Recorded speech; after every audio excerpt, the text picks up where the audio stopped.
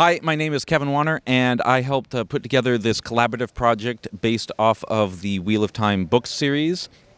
It is based off of the battle at the end of the second book. And for those of you who've read Wheel of Time, there's definitely a few changes that we did for artistic reasons or ease of stuff. But we had a lot of fun working on this. In the simple form, there is a group of people called the Sunshin, and they are the people with the black and red armor and the gold horns. And they invaded and conquered this city. And now there is a group of people charging in on horseback, liberating the city. And meanwhile, the Sanshin also have captured people who can use magic, and they've got them leashed and forcing to use them as weapons as they're casting spells and fireballs and causing explosions. The battle's called the Battle of Alma, and it's from the end of the second Wheel of Time book called The Great Hunt. And so this is the city of Falme, and then it goes to the bay, and then up on the cliff there's a watchtower, and then that would go out to the Arth Ocean. And so there were a number of builders involved. We've got, I think, pretty much all of them back here. John can show them. So we had a total of 8 builders, and so I would just go right here. We have Jake. You can wave. Then we got Timothy, and then we got Eli, and then we got James, and then we got Caleb. And then we can just move on. and then we got Grant, and then we got Doug Hughes. All of them put in a lot of work on this. I'm super thankful for them to work on this. Doug and I were pretty much the only ones who've actually read this book.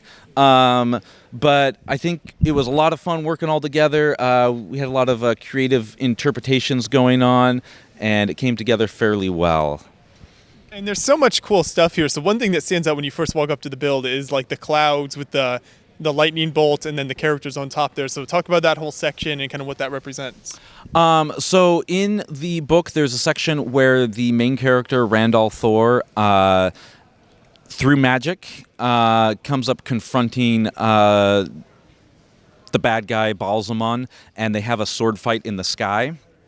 And it fulfills a prophecy in the book that deals with him being seen above the Watchers of the Waves, which is the name of the watchtower over here. And so it was just kind of this thing that no one was really expecting, as there's this large watchtower, and then up above the sky, these two people are caught in this sword fight. Mm-hmm. And that's so fantastic. What's the lighting like in there? Was that difficult to achieve with the strobe effect and all that? That is a strand of LED lights that I found for, thankfully, fairly cheap. And they just had a flash option, and I didn't know what I was going to use them for. And then we were working on this, and there's lightning described in the book as coming from the clouds and stuff. And we wanted something to kind of block out the main support holding up the clouds, and so put that in there. And I was halfway through building, I was I could throw these lights in here, and it fortunately had a strobe effect, and I think it turned out fairly fun. So let's take a closer look at some of the buildings as well here, and the architecture style and some of the details on here, because the buildings are really excellent and do so much for the build.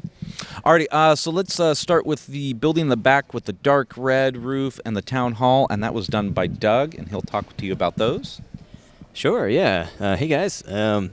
So I guess the building in the back with the red roof actually started off with a bright red roof, and I was forced by the team to make it way less cool and shiny, and it's now dark red, but it matches better. But the inspiration for that was I was looking up medieval townhouses online, and I found a really beautiful French row of townhouses from the medieval era, and just that window belt in the front, and the kind of Tudor style, really fun stuff. So, and then the town hall. I don't know, I just kept sketching things, and I wanted to do the Tudor style, and then I wanted to do stone style, and then I did both. And you can't have your cake and eat it too, why not, Yeah. The great sand green stuff in there. Yeah, I've been collecting sand green pieces because everyone's been so excited about them for the last couple of years, and I hadn't used them yet. I was like, that's it, I'm going all in sand green as many parts as I can, so it's kind of neat. Yeah, those buildings turned out excellent. Great work. Yeah. And then for some of the rest of the village area here? So I did a number of the other buildings here. We got this one here, which is kind of worn-torn with an explosion, after the fact. In the book, all of the buildings are made of stone. And so I kind of wanted to do some prominent stonework, but I didn't want to do everything in stone because I felt like it would be kind of a boring build with it all being shades of gray. So we wanted to do some other colors in there. So there's a lot of other variations. Probably one of the ones I had a lot of interesting work on was this one here in the front. Originally it was going to be 2 stories, but then I realized it was going to block kind of the front line battle going on.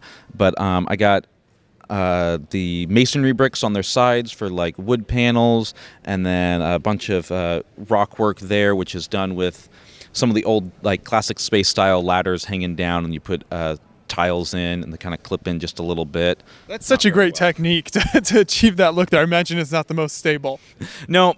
And we got lights in a couple of buildings too. This is the only one that's really easy to see, and then the lightning bolt, but kind of kept wanting to bump up the excitement and kind of draw people's attention. And then if we move over to this side of the display, these ships are just excellent. Some of my favorite builds are always brick-built ships, which you just look so great here. So yeah, I'll go ahead and talk about the smaller one here. This is the Spray, captained by Bail Dolman, and he's a smuggler. And I just had a lot of fun working on this boat here, and in particular, as I was working on a brick-built boat, I wanted to do a hull using all of these curved slope pieces, and they're all offset by half a stud on each end, which was pretty challenging, but right. All said and done, I liked how it turned out fairly well. Yeah, and you got the masonry bricks on the deck there for the wood. Yeah, it's a technique that I use a lot of using masonry bricks on the side to kind of present wood planking. And then the bigger ship that we have here, which just very much stands out when you first walk up, is even more impressive. Yeah, that's the Sunshin Warship that Doug built and designed and did an excellent job on. Can you share some details on the ship here? Sure, yeah.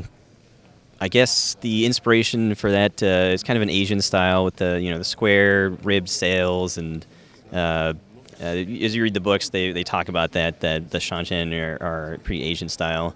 And then I had found a really neat picture online of some fan art, and it kind of had some similarities with the hull shape, but I wanted to make it a lot more colorful. This is Lego, and I thought they'd be really lots of gold and gaudy things because they're this rich, insane, powerful empire. So. Designed it in studio, actually, the Bricklink program, and because I knew I couldn't construct half this stuff with the parts I had, and so wanted to get that shaping right and figure it out, and then order the parts. So it seems like studio is becoming more and more popular as people are using it to build. What's your experience like with that and kind of digital building? It's been good. This is the second time I've done that and done a digital build first and then turned it into a real build. The first was with an airplane, DC-3, and that was with LDD. And so this is the first time I've used Studio, and as a direct comparison, that was both recently. They were both good programs. I really was fine working with Studio. It was a good program. Great, yeah, and a fantastic build here. And then if we move behind that, we've got the tower that you mentioned earlier, Kevin, which also has that incredible rock work build up underneath there. So such excellent work. Yeah, so Grant was in charge of doing the cliffs, and he did an excellent job. A lot of intricate rock work there, but he can go ahead and talk about it. Yeah, so rocks are pretty cool. I can't take full credit for the tower itself. Eli did a lot of work last night, past midnight on that. Aaron also started it yesterday, and I was advising, you could say, managing, giving influence to the people as they built with my bricks a tower. But I did do all the cliff and the grass and the path you see the guys walking down there. And yeah, especially the angle right as where the cliff comes out, I had to, inside the wall, put an angled plate so that I was able to build out at an angle and then integrate that back into the normal stud grid. And overall, just playing with the texture is a lot of fun for me. So I enjoy doing rocks, and that's why I did the rocks for this build. Right. No, I think that's almost like one of your signature things now. You've seen that on a number of builds, and it's very recognizable because the level of detail and texture you put in there just really takes it to the next level. Yeah, for sure. definitely have a lot of fun with rocks. It was weird last night as I was building. I was weirdly enjoying the monotony of repetition, and I don't know, it was fun for me somehow. So right. I guess I found my niche, and it's good. The rock guy, I think it works. Thank you. So any other details that you want to point out here, or any fun Easter eggs, things like that in the build? Yeah, well, I got a couple of things. First off, I'm going to show you the sword that we got right up here. So this here is a life-size replica of the main character Randolph, Thor's sword. And I got a couple of custom stickers putting herons on there. Those are marks for people who have the rank of Blade Master. And there is a official replica of the sword that's been done and authorized by the author and his estate. And this is pretty close to that. It's got these weird gold loops and curved crossguard, and it's a single-edged, slightly curved blade. I wanted to do a couple other life-size brick-built items, but didn't end up having the time for that. But definitely, like, I was setting up yesterday, and we had someone come over right away. It's like, oh, is that your heron-marked blade? And it's been fun. Like, we had people come in, and they were pointing out named characters that we've got in there. So if people have read the books, they can find, like, Perrin and Mad and Brigida and all these different characters in there. And then, as we mentioned earlier, we also have the large brick-built figures up there depicting Rand and Balsamon fighting the sky. And Caleb, I think, was going to talk about those guys and his process on building them. Hello. Hello. Excellent work on those. Yeah, we mentioned them earlier, but if you can go into more detail and explain kind of the process there. It was a lot of fun, actually. Part of the challenge was, since I hadn't read the books, I wasn't super acquainted with the characters. And normally when I build a character, I like being able to build the facial expressions and stuff based on my own knowledge of the character as a person in the story. So without that ability here, I basically focused on making it similar to the reference photos. I decided to go kind of crazy with the hair color. Instead of choosing a more subtle color, I went flame orange for the hair. And the Belzamon has flaming eyes, according to the source material, so I made that happen. The crazy part about that whole setup is it looks stable. I'm not sure how it looks, but it is not. And so a lot of iterations, and this is probably my proudest moment of collaboration because I didn't show up with my portion until yesterday, and Kevin was able to integrate his portion directly to mine, and it mostly worked. And then I went home last night and fixed everything blindly and brought it back, and it worked. So it was kind of down to the wire, but it all ended up coming out just fine. That's, I think, the sign of a good build. If it's not down to the wire, is it really worth displaying? Well, we finished the build about 5 minutes after the convention hall opened, so I guess we had a good build then. Yes, I think so, for sure. So one thing I wanted to ask you, if I'm not mistaken, this series is what, like 14, 15 books, something like that? So how'd you decide on like this particular scene to depict? Yeah, the series is 14 books long, and it's all one story. It's not like, here's a story, here's another story. It's one continuous thing. I have been wanting to do something from Wheel of Time for a long time, and Amazon's got the rights for a TV show, and they're in the process of doing that. And so I just kind of really wanted to have that big build, and then, like, you know, a little bit later, people were like, oh, wait, I've seen this.